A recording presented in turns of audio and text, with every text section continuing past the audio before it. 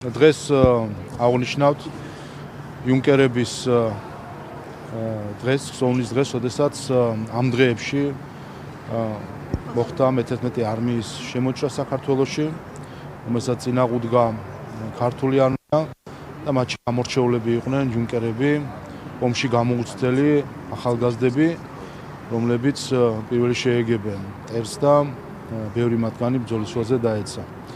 ეს დღე ჩვენ გვაგონებს თუ რამდენად რთული არის ის გარემო, სადაც საქართველო ისტორიულად ვითარდებოდა.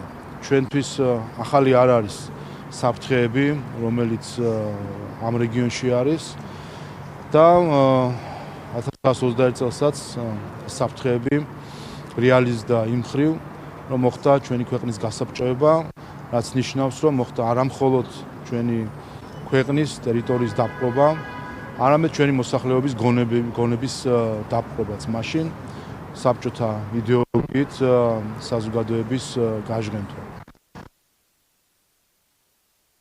ჩვენი სახელმწიფოებრიობის 3000 წლის განმავლობაში მუდმივად გვიწევდა ასეთ საფრთხეებთან გამკლავება, ასეთი განლაგება გვარგუნა ბედმა, რომ ბევრს ქვეყანას ჰქონია ინტერესი ამ ქვეყნის, ამ ხალხის, ამ ტერიტორიის მიმართ და ეს დღე ჩვენ კიდევ ერთხელ გვახსენებს, რომ ქართველები ყოველთვის ფხიზლად უნდა ვიყოთ იმ საფრთხეების მიმართ, რომელიც ბუნებრივად ყოველთვის არსებობს ქვეყნისთვის, რომელსაც სურს დამოუკიდებლობა, არა მხოლოდ იმ მხრივ დამოუკიდებლობა, რომ კონდეს საკუთარი საზღვარი, კონდეს საკუთარი ჰიმნი და დროშა, არამედ თავად განსაზღვროს საკუთარი საზოგადოების განვითარება და ეს საფრთხეები დღესაც არსებობს.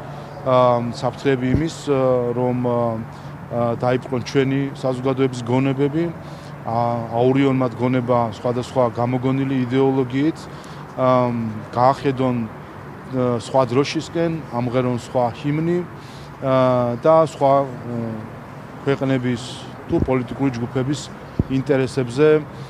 ინტერესებით ატარონ და არა საკუთარი ქვეყნის ინტერესებით. ამიტომ მნიშვნელოვანია ამ დღეს სწორედ ერთის მხრივ ჩვენი იუნკერების გახსენება, მათი გმირობის გახსენება და მეორეს მხრივ ჩვენ ყველამ ჩვენ თავს უნდა შევახსენოთ, რომ იუნკერების გმირობა გარდა იმისა, რომ მოგონებული უნდა იყოს, ასევე გააზრებული უნდა ქონდეს თუ რაში მდგომარეობდა ეს. საკანონმდებლო ორგანოში დაიწყება ამერიკული ფარას და ბრიტანული სტანდარტიზმების განხილვა დაიწყება, რომ ფარასთან დაკავშირებით ხვალისება განხილვა და რატომ გახდა საჭიროება, რომ ჩანაცვლდეს თქვა გამჭირვების და რაც შეეხება ფარას ამერიკულ კანონს, ის დაინიცირებულია ჩვენ მომავალ კვირას დავიწყებთ პროექტის განხილვას, ყველა ნახავს, ეს არის ზუსტი თარგმანი. ვინმეს თუ რაიმე პრეტენზია ექნება ტექსტის ნებისმიერ სიტყვასთან, მძიმე წერტილთან, ერთი მიმართონ ამერიკის შეერთებულ შტატებს და მეორე გითხრან რა არ მოსწონთ ამერიკულ სისტემაში. და სიამოვნებით მოვისმენთ ერთი რა უწუნებენ ამერიკულ სისტემას ამ მხრივ. ამიტომ გამომდინარე იქიდან, რომ ბევრმა შიგნით და გარეთ ამას ჩართული იყვნენ უცხოელი პოლიტიკოსები, დიპლომატები, ელჩები ზოგიერთი, რომ გამჭვირვალობის კანონისთვის ძირი გამოეთხარათ და მის გარშემო შეექმნათ აბსურდული კონსპირაციები და დეზინფორმაცია და ცრუ ნარატივი გაევრცელებინათ. კი ბატონო, აგერ არის ამერიკული კანონი, სიტყვა სიტყვით, მძიმე წერტილით იდენტური.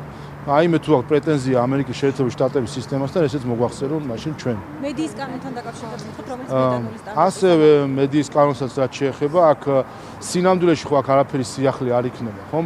ის რაც არის ჟურნალისტური სტანდარტი, ეს ყველასთვის ცნობილია, უბრალოდ ეს ყველაფერი მივიწყებულია და ზოგს სურს, რომ ამ ჟურნალისტური სტანდარტების მიღმა ჩვეულებრივად პოლიტიკური აქტივისტების შექმნა ჟურნალისტებისგან და არა ის, რომ მათ ჟურნალისტური საქმიანობით მიაწოდონ ობიექტური ინფორმაცია საზოგადოებას. ამიტომ აქაც სინამდვილეში სიახლე არაფერი არ არის, თუმცა ბრიტანულ სტანდარტს, რასაც ჩვენ გულისხმობთ, ზუსტად ამ სტანდარტით მივუდგებით ამ საქმეს. ამ კანონზე რო დაბაზუსტო შენს დასრულებად ბატონო შალვა, აი ამ კანონთან დაკავშირებით ისმის კითხვა ვინ იქნება ობიექტური შემფასებელი, ანუ ვინ შეაფასებს ამ შემთხვევაში უკვე მედიის და კონკრეტული ჟურნალისტების აი როგორი ზოგადად ტყუილ მართლის გარჩევა არ არის რთული. სურს.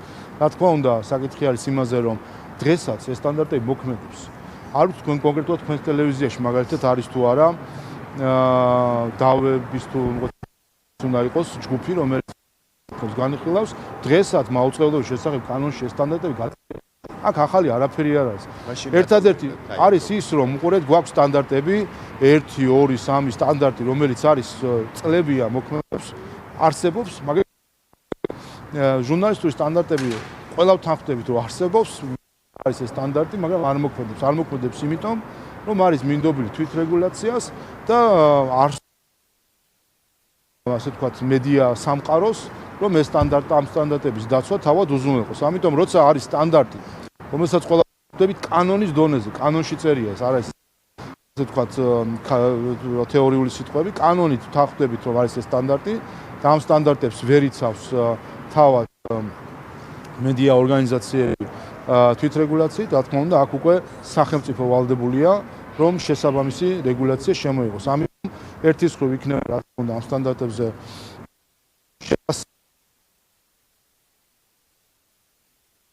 ნახავთ, ვინაიდან ხვალ გამოგვენდა, ხვალ დავიწყოთ ამაზე მსჯელობა. რომელიმე ქვეყანაში და მით უმეტეს ვამბობთ ბრიტანული სტანდარტით, და გასაგებია მე მგონი, როგორი მიდგომაც გვექნება და რა თქმა უნდა, ყველაფერზე იქნება სასამართლო კონტროლი. ამიტომ იქნება სრულად გამართული დემოკრატიული სისტემა, რომელიც უზრუნველყოფს ჟურნალისტური სტანდარტების დაცვას.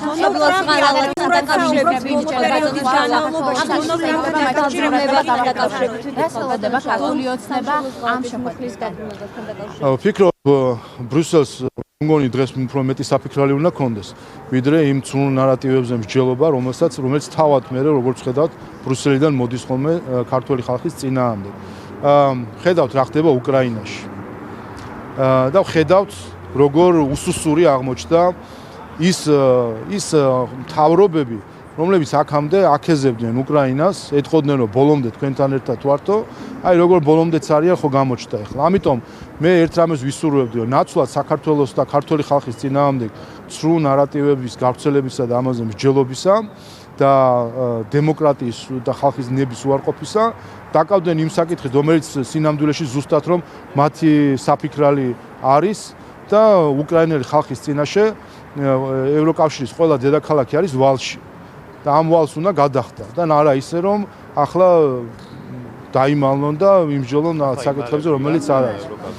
ჩვენ ისინი საუბრობენ, რომ ჩვენ პირიქით გავზრდით დახმარებას და ამასთან დაკავშირებით აქტიურად ხდებიან, ამიტომ მაინტერესებს. ხომ ხედავთ ახლა აკვირდებით როგორ ვითარდება მოვლენები, საუბარია სამშვიდობო მოლაპარაკებებზე და თავისი ადგილი ვერ უპოვია ევროკავშირის დედაქალაქების წარმომადგენლებს, ხომ? ეს იმასაც აჩვენებს, რომ ერთადერთი როგორც აღმოჩნდა განსაკუთრებით გამორჩეული ასე ვთქვათ ხელისუფლებები არის, განსაკუთრებით ამაში პოსტსაბჭოთა პოლიტიკოსები გამოირჩევიან ხოლმე. თუ აღმოჩნდა თურმე ერთადერთი რაშიც ისინი მაგრები ყოფილან, ეს არის სხვისი წაქეზება რაღაც ქმედებებზე, საქმეზე რომ მიდგება, აღმოჩნდა რომ ზურგის გამაგრება არ შეუძლიათ. და შეგახსენებთ, რომ იგივე ხალხი ჩვენს გვაქეზებდა, რომ ესკალაციაზე წავსულიყავით რუსეთთან. შეგახსენებთ, ეს რო ხდებოდა როგორც ჯერ დახურულ კარს მიღმა და მოწოდებები და შემდეგ ეს ყველაფერი ევროპარლამენტის რეზოლუციაშიც აისახა. აი ესე გვაქეზებდნენ რუსეთთან ესკალაციაზე და სად იქნებოდა? საქმეზე რომ მიდგებოდა, სად იქნებოდა ამ ხელისუფლებების წარმომადგენლები, რა გვექნებოდა ტვიტზე განცხადება, როგორც ეს ევროკავშირის საგარეო საკითხების უმაღლესმა წარმომადგენელმა გააკეთა. ტვიტი თუ უბრალოდ X-ზე დადებული პოსტი არის, ჩვენ სანუგეშოთ უნდა ყოფილიყო. ამას უხსნიდი ჩვენ მაშინ ყველას, რომ პასუხისმგებლობად მოკიდებოდნენ ამ საკითხებს, როცა გვეუბნებოდნენ დაუწესეთ სანქციები, ჩაკეტეთ საზღვრები. ის ხალხი ან აღარ არის თავის თანამდებობაზე და ახლა თბილი ოთახიდან აკვირდება ამ მოვლენებს. ან კიდე ერთადერთი აღმოჩნდა, რაც შეუძლიათ, რომ კვლავ სოციალური ქსელით გაამხნეონ ესა თუ ის საზოგადოება თუ ხელისუფლება. ამიტომ არის, რომ ვფიქრობ, ეს პერიპეტიები რაც ხდებოდა, ვფიქრობ, რომ ამან ჩვენი საზოგადოების ყველა წევრი უნდა დააფიქროს, რომ არაფერი არ უნდა დააყენოს შენს ეროვნულ ინტერესზე მაღლა. არავის ინტერესი, არავის ტკბილი სიტყვა, არავის თხოვნა მუდარა არ არის ეროვნულ ინტერესებზე მაღლა, იმიტომ რომ საქმეზე რომ მიდგება და ვიღაცის ანგარიშის გაწევისთვის რომ რაღაცას გააკეთებ, აი საქმეზე რომ მიდგება და გაგიჭირდება, აღმოჩნდება, რომ სოციალურ ქსელში დაწერილი პოსტის გარდა სხვა არაფერი არ აქვს და სესხებისა, როგორც აღმოჩნდა, რომ ყველაფერი სესხი იყო. ყველაფერი რომ რაც იყო დახმარება და ტაშისკვა და წითელი ხალიჩები, ყველაფერი ევროკავშირის მხრიდან მათ შორის ეს ყველაფერი ან დიდი ნაწილი ამ ყველაფრის იყო სესხი, რომელიც ახლა ომგაბოვლილ ხალხს მოუწევს რომ გადაიხადოს და რიგ შემთხვევაში პროცედურა დონალდ ტრამპი საუბრობს აქტიურად, რომ ომის თავიდან აწილება არის შესაძლებელი. დონალდ ტრამპი საუბრობს, ერთი წუთი დონალდ ტრამპი საუბრობს, რომ კავშირთან დაკავშირებით გავიგეთ, მაგრამ აი იქედან გამომდინარე, თუნდაც რაზეც ახლა თქვენ საუბრობთ, კონკრეტულად რას ელოდებით საქართველოსთან მიმართებით, რა გადაწყვეტილება შეიძლება მიიღონ ხვალინდელ შეხვედრაზე? არც საქმე იმაში არის, რომ ეს ხომ ბრიუსელმა თავად დამართა საკუთარ თავს. ჩვენ ვამბობდით, რომ როცა უსამართლო განცხადებები იყო ჯერ სხვადასხვა ევროპარლამენტის მხრიდან, ვამბობდით, რომ ეს თავად ევროპარლამენტარების კონკრეტული და პოლიტიკოსების და დიპლომატების დისკრედიტაციას და მათი სიტყვის გაუფასურებას გამოიწვევს. ასეც მოხდა. როდესაც რეზოლუციების მიღება დაიწყო ევროპარლამენტმა, ვამბობდით, ეს საბოლოო ჯამში თავად ევროპარლამენტი დააზიანებს მათ რეზოლუციებს ძალას წაართმევს და აქცევს სარიელ ქაღალდად. ასეც მოხდა. და ახლაც ასე ვამბობთ, ეს გადაწყვეტილებები ვიზებთან თუ ასე შემდეგ, ასე ცდილობს ზოგიერთი პოსტსაბჭოთა კიდე ერთხელ ხო ხედავთ ვინ არიან ამ საქმეში აქტიურები და ესეც ხო რამხელა სირცხვილია, რომ ხალხი პოსტსაბჭოთა პოლიტიკოსები, რომელიც წესით უნდა ასე ვთქვათ, ყველანაირად ესმოდეს ჩვენი ქვეყნის მდგომარეობა, ისინი არიან, რომლებიც პირველი იბრძვიან ქართული ხალხის წინააღმდეგ და სულ რაღაცნაირად ქართული ხალხის დაზიანება. ამიტომ რა თქმა უნდა, ასეთ სახის გადაწყვეტილებებსაც ძალა და ფასი ეკარგება და საბოლოო ჯამში ხდება ის, რასაც ჩვენ საუბრობთ, რომ საბოლოო ჯამში ზიანდება თავად ბრიუსელი, ზიანდება რეპუტაცია მისი ქართული ხალხის თვალში. დონალდ ტრამპი აქტიურად საუბრობს ბოლო პერიოდის განმავლობაში, რომ ომის დაწყება, ომის აწილება იყო შესაძლებელი და საკმაოდ აკრიტიკებს ზელენსკისაც და ასევე ჩვენ გვახსოვს თქვენი განცხადებები ომის თავიდან აწილების თაობაზე. ამასთან დაკავშირებით ოპოზიცია საკმაოდ აკრიტიკებს დონალდ ტრამპის პოზიციას. თქვენი შეფასება როგორია? ეხლა ოპოზიცია ჩვენ არ ყოფნივართ და ამერიკის ხელისუფლების კრიტიკაზე გადავიდა, გასაგებია, მაგრამ ჩვენ ხომ ერთი რამე ვიცით ჩვენს მაგალითს. რა თქვინდა ეხლა ამაზე მსჯელობა თეორიების სახით, ხო? ჩვენს მაგალითზე ვიცით. რისკენ მოგვიწოდებდნენ, აი ზუსტად 3 წლის წინ ამ დღეებში რისკენ მოგვიწოდებდნენ და ამას რა შედეგი ექნებოდა? ესკალაციისკენ, სანქციებისკენ, ცის ჩაკეტვისკენ, საზღვრების დაკეტვისკენ, ამისკენ მოგვიწოდებდნენ. ამის ბოლოში რომ იყო გარანტირებულად ეკონომიკური კოლაფსი საქართველოსი და იყო უმაღლესი ალბათობით იყო სამხედრო დაპირისპირება რუსეთთან, ამას არ უნდა დიდი გეოპოლიტიკის ცოდნა და ზუსტად იმიტომ და გავიხსენოთ ვინ როგორ იქცეოდა. გავიხსენოთ რასაკეთებდა ოპოზიცია, ნახევარი იდგა აეროპორტში და უკრაინა გამოგზავნილი თვითმფრინავებს ელოდა, რომ მოხალისეები უნდა გავაგზავნოთ აქედანო ოფიციალურად სახელმწიფოს სახელით.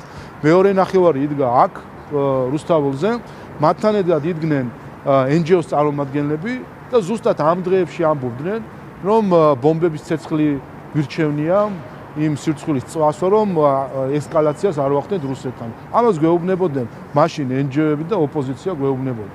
ასე რომ ჩვენ რომ მაშინ მოქცეული ვიყავით ისე, როგორც ოპოზიცია, NGO-ები და ოპოზიციის ამომრჩეველი, რომელიც იდგა აქ რუსთაველზე, მოგვიწოდებდა, საქართველოს ეკონომიკურად ჩამოიშლებოდა და ეხლა ვიქნებოდით უკვე ომგამოვლილი ქვეყანა. რა ტიპის ქვეყანა ვიქნებოდით, ვისი ტანკი იდგებოდა და ვისი ტყვია გაიცვიდა ამ ქვეყანაში, აღარავის აღარ ეცოდინებოდა. და სწორედ იმიტომ, რომ ჩვენ აი იმ აჟიოტაჟს, რომელსაც ყოველ ჯერზე ტეხტენ, ხო, დღესაც ყო ამ ამბავში არიან. ამ აჟიოტაჟს არ აყვა ქართველი ხალხი და მისი ხელისუფლება, ამიტომაც არის, რომ შევძელით არათუ თავიდან აგვერიდებინა ეკონომიკური კოლაფსი, არამედ დღეს ვიყოთ ლიდერი ეკონომიკური განვითარების ტემპით და არათუ თავი აგვერიდებინა ჩვენ ახალი სამხედრო კონფლიქტი, არამედ არც ერთი უსაფრთხოების რისკით კი არ განხორციელებულა, არ რეალიზებულა საქართველოს ტერიტორიაზე. ზელენსკის კრიტიკაზე რა სიტყვის, ტრამპის კრიტიკაზე რა სიტყვის, ზელენსკის შესამართლებით. ზელენსკის კრიტიკაზე რა სიტყვის, ტრამპის კითხავთ სამშობლოს ღალატის მუხტი მოგეთ, რაც შეეხება უკრაინის და ამერიკის ხელისუფლების შორის ურთიერთობებს, ვფიქრობ ეს მათი გასარკვევი საკითხი არის და მე მგონი თავად გაერკვევიან ამაზე. სამშობლოს ღალატის მუხტთან დაკავშირებით კითხავთ, რატომ გახდა საჭირო ახლა იგივე მუხტის ასე დაბრუნება და აღდგენა და რა ფორმით იქნება ასე თქვა დაბრუნებული საკანონმდებლო სივრცეში, ან იგივე იქნება გადმოტანილი თუ დაუშვათ რამე ცვლილებებიც შეიძლება ვიხილოთ უკვე. არის ძველი რომაული გამონათქვამი nomen est omen, რომ სახელწოდება ბევრ რამეს განაპირობებს და აქედან გამომდინარე მნიშვნელოვანია, რომ ის რაც არის სამშობლოს ღალატი, ამას ითქვა სამშობლოს ღალატი და ეს არ იყოს გაბნეული სხვადასხვა მუხლის, სხვადასხვა ტერმინოლოგიაში.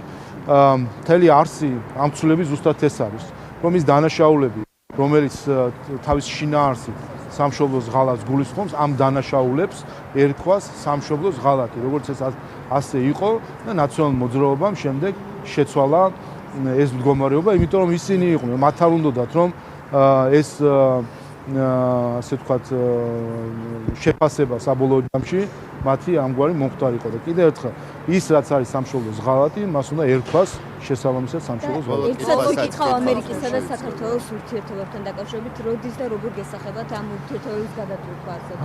უპირველეს ყოვლისა ჩვენ ამას დიდი ხანია ვსაუბრობთ, თუ რას ნიშნავს deep state-ი, რომელზეც დღეს უკვე ღიად საუბრობს არა მხოლოდ ამერიკის შეერთებული შტატების ხელისუფლება, არამედ ჩვენ მოვისმინეთ ბრიტანეთის ყოფილი პრემიერ-მინისტრის გამოსვლა, რომელმაც უკვე ბრიტანეთში არსებულ deep state-ზე იგულისხმა იმ ქსელზე, პოლიტიკური, ბიზნეს, ფინანსურ ქსელზე, რომელიც ჭრილოვანად მართავს ამა თუ იმ ქვეყანას თუ ამა თუ იმ პროცესებს, მათ შორის გლობალურ პროცესებს, ეს არის ზუსტად ოლიგარქია და ფარული და ჭრილოვანი მმართველობა, როდესაც დემოკრატიული ლეგიტიმაციის არ მქონე ჯგუფები და ქსელი ადამიანებისა და სხვადასხვა პოლიტიკური, ბიზნეს, ფინანსური ინტერესების ჯგუფები მართავენ ქვეყნის თუ გლობალურ საკითხებს. ამიტომ ჩვენ რასაც ახლა ვაკვირდებით, ყველანაირად გულშემატკივრობთ ამერიკის შეერთებული შტატების ახალ ადმინისტრაციას, რომ დაამარცხოს deep state-ი, ვინაიდან ზუსტად აი ამ ქსელის დამსახურება არის, რომ ურთიერთობები საქართველოსა და ამერიკის შეერთებულ შტატებს შორის არის იმ დონეზე, რომელიც ჩვენთვის არის მიუღებელი, იმდენად დაბალ დონეზე, რაც ჩვენთვის არის მიუღებელი. ამიტომ deep state-ის დამარცხება პირდაპირ პროპორციულად უნდა აისახოს საქართველოს ამერიკის შეერთებულ შტატების ურთიერთობაზე და ეს არის ჩვენთვის ტესტი და შეძლო თუ არა ამერიკის ადმინისტრაციამ deep state-ის დამარცხება არის იმაში დამოკიდებულება იქნება საბოლოო ჯამში ამერიკის შეერთებული შტატების ადმინისტრაციის მხრიდან ქართველი ხალხის მიმართ. ამიტომ ჩვენ ხედავთ ძალიან ოპტიმისტურად შევუყურებთ იმას, რაც ხდება, ნახეთ რომ მაგალითად ის ფინანსური არხები, რომლითაც საქართველოში ხელისუფლების გადატრიალებები და რევოლუციები ფინანსდებოდა გულისხმობენ USAID-ის და სხვა ხაზებს, ეს ფინანსური არხები იკეტება, რაც არის აუცილებელი, მაგრამ არა საკმარისი წინაპირობა იმისთვის, რომ deep state-ის დამარცხება საქართველოს მაგალითზე ვნახოთ. ამიტომ ჩვენ მოველით ამ უყურებთ ამ პროცესს და იმედი გვაქვს, რომ ის რაც ითქვა სიტყვით, გაკეთდება საქმით და ჩვენთვის გადამწყვეტი არის საქართველოსთან მიმართებით მოხდეს ამ მავნე ქსელების და გავლენის ჯგუფების დამარცხება და არ მოხდეს მათი რებრენდინგი და თუ აქამდე ერქვა მას, რა ვიცი, იყო ეს USAID-ის თუ სხვა ხაზი, რომელიც საქართველოში რევოლუციური პროცესების ფინანსური არხი იყო, მისი რებრენდინგი არ მოხდეს და რაღაც სხვანაირი არხებით არ მოხდეს იგივე პროცესები. ამიტომ ჩვენ ძალიან ოპტიმისტურად ვუყურებთ, ხედავთ რომ უმოკლეს ვადაში შეუძლებელი შეძლო ჯერჯერობით ამერიკის შეერთებული შტატების ადმინისტრაციამ ამხილა სხვა ქვეყნების დესტაბილიზაციის ასე ვთქვათ სქემები, რომელიც ამერიკის შეერთებული შტატების ბიუჯეტის გამოყენებით ფინანსდებოდა, ამხილა მედია სქემები, აღმოჩნდა რომ ასობით მედია NGO, ათასობით ჟურნალისტი იყო ჩვეულებრივი და არის ალბათ ჯერ კიდევ ქსელში, რომელიც ცრუ ნარატივებს ავრცელებს, რომელიც როგორც ამერიკის შეერთებული შტატების შიგნით, ასევე სხვადასხვა ქვეყანაში. მადლობა. მე